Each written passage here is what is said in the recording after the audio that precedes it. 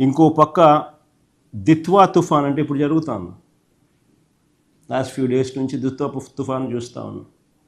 ఇంకో పక్క దిత్వా తుఫాను హార్వెస్టింగ్ సమయంలో వస్తుందని 10 రోజుల ముందే మనకు తెలుసు.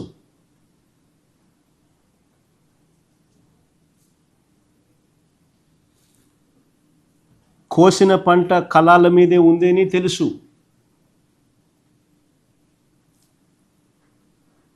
ఇంకా ఆశ్చర్య విషయం ఏమిటంటే ఈ పంట కొనకపోతే ధాన్యం తడిచిపోతుంది అని తెలుసు.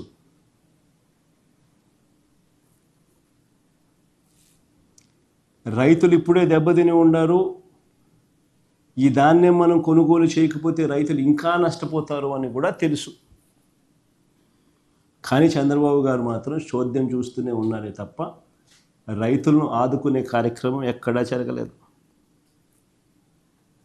ఒకసారి ఆలోచన చేయమని అడుగుతాను, మీ ద్వారా రాష్ట్ర ప్రజలందరినీ కూడా ఆలోచన చేయమని అడుగుతాను. మా హయాంలో ఇలాంటి పరిస్థితులే కన్నా వచ్చి ఉన్నప్పుడు మా ప్రభుత్వ హయాంలో ఎలా స్పందన ఉండేది అని ఒక్కసారి గుర్తు తెచ్చుకోమని అడుగుతాను రాష్ట్ర ప్రజలు.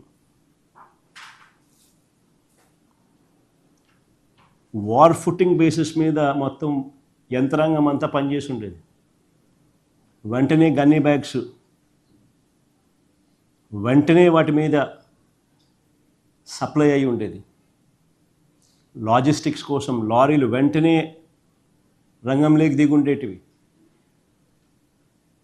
ఆర్బీకేలు వెంటనే యాక్టివేట్ అయి ఉండేటివి.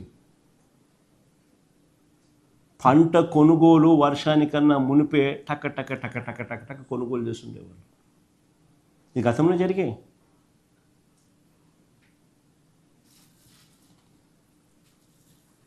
ఈరోజు ఎంత దారుణమైన పరిస్థితి ఉంది అంటే రైతులు ఎలా పోయినా కూడా కనీసం పట్టించుకునే నాతులు లేని పరిస్థితిలో ఉంది. వరి రైతులే కాదు, ఈరోజు అరటి చూసినా అదే పరిస్థితి, మొక్కజొన్న చూసినా అదే పరిస్థితి, పత్తి చూసినా అదే పరిస్థితి, కొబ్బరి చూసినా అదే పరిస్థితి, వేరుశెనగ చూసినా కూడా అదే పరిస్థితి. ఏ పంటకు రేట్లు లేవు. చివరికి ఏ స్థాయిలో ఉంది అని అంటే కేజీ అరటి ₹10 అంట. కేజీ అరటి పళ్ళు ₹10. ఇంకా రైతులు ఎలా బతుకుతారని అడుగుతా ఉన్నా.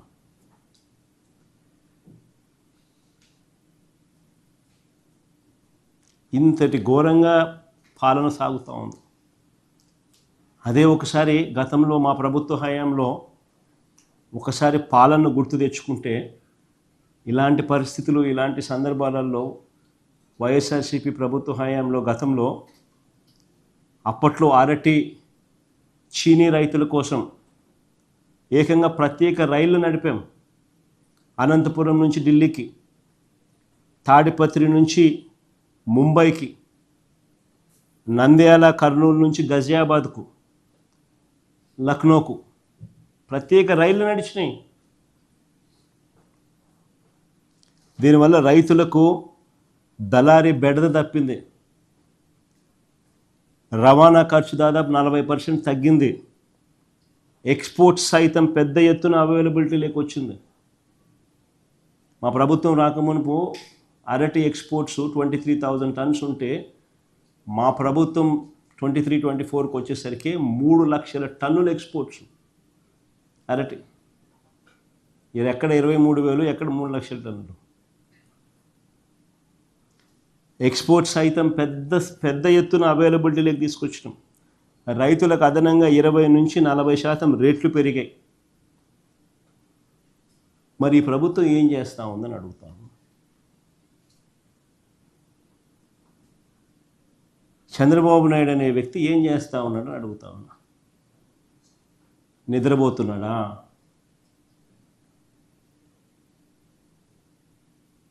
చంద్రబాబు నాయుడు గారిని గట్టిగా అడుగుతా ఉన్నా, నిన్ను ముఖ్యమంత్రిగా చేసింది ఎందుకు అని. గాడిదలు గాయడానికా నిన్ను ముఖ్యమంత్రిగా చేసింది అని అడుగుతా ఉన్నా. కాదు కదా, గాడిదలు కాయడానికి కాదు కదా. పట్టించుకోవాలి కదా రైతులను.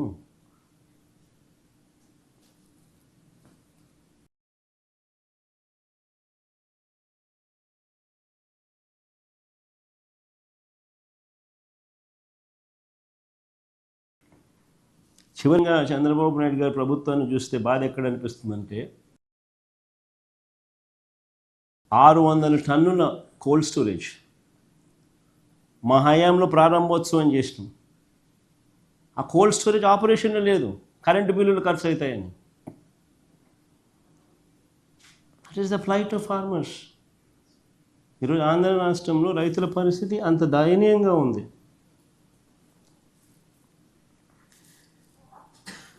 ఒకవైపున రైతుల పరిస్థితి ఇంత దయనీయంగా ఉంది. రైతులకు ఇచ్చిన హామీలు మోసంగా తేలుతూ ఉన్నాయి. ఇంతకుముందు లాస్ట్ ప్రెస్ కాన్ఫరెన్స్లో, ప్రెస్ మీట్లో నేను చంద్రబాబు నాయుడు రైతుల కోసం ఏం అన్న మాటలు ప్లే చేసి చూపించిన, ప్లే చేసి చూపించిన మీ అందరి సమక్షంలోనే జరిగింది. పిఎం కిసాన్ కాక అన్నదాత సుఖీ బాబా 20,000 ఇస్తానన్న మాటలు ప్లే చేసి చూపించిన ఇక్కడ ఇదే టీవీలోనే. మళ్ళా ప్లే చేస్తే రిపీట్ అవుతుంది కాబట్టి ఐఎమ్ స్పేరింగ్ దట్ గెస్చర్. రైతులకు ఇచ్చిన ప్రతి మాట మోసంగానే తయారైపోయింది. రైతుల బ్రతుకులు అగమ్య గోచరంగా తయారయ్యాయి. రైతులకు హక్కుగా ఉండాల్సిన ఇన్సూరెన్స్, ఉచిత పంటల బీమా పథకాన్ని రద్దు చేసినారు. ఇన్పుట్ సబ్సిడీ సమయానికే సీజన్ ముగిసేలోగా ఇచ్చే ఇన్పుట్ సబ్సిడీ దొరకకుండా పోయింది. ఆర్బీకేలు నిర్వీర్యం అయిపోయినాయి. ఈ క్రాప్ వ్యవస్థ తెరమరుగైపోయింది. తూతూ మంత్రంగా ఈ క్రాప్ చేశామన్నట్టుగా తయారయ్యాయే తప్ప అసలు ఒక పంట పొలంలో రైతును నిలబెట్టించి ఆ రైతు వేసిన ఆ పంట మధ్యలో ఆ రైతు నిల్చుని ఫోటో తీసి జియో ట్యాగ్ చేసి ఇది ఈ రైతు, ఇన్ని ఎకరాలు ఈయన రైతు వేసినాడు, ఈ ఎకరాల్లో ఈ పంట ఈయన వేశాడు అనే దాన్ని ఆర్బీకేకు అనుసంధానం చేసి దట్ ఈస్ కాల్డ్ ఈ క్రాప్. ఆ తర్వాత ఆ ఆర్బీకే పరిధిలో ఆ రైతుకు ఎక్కడ నష్టం జరిగినా కూడా, గిట్టుబాటు ధర రాని పరిస్థితి ఎక్కడ ఉన్నా కూడా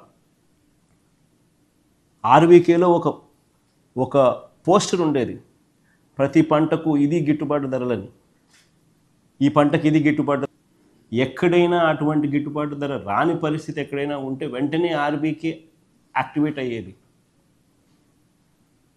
ఆ ఆర్బీకే పరిధిలో వెంటనే డిస్ట్రెస్ కాల్ జాయింట్ కలెక్టర్కి వెళ్ళేది. Joint collector was also assigned as joint managing director Markfed. వెంటనే జాయింట్ కలెక్టర్ ఇంటర్వ్యూన్ అయ్యేవాడు. ఆ ఆర్బీకే పరిధిలో ఆ పంటను కొనుగోలు చేసేవాడు, మార్కెట్లో కాంపిటీషన్ క్రియేట్ చేసేవాడు. దాదాపుగా 7,457 కోట్లు ఖర్చు చేసినాం మేము మార్కెట్ ఇంటర్వెన్షన్ ఫండ్. గిట్టుబాటు ధరలు రాని పరిస్థితి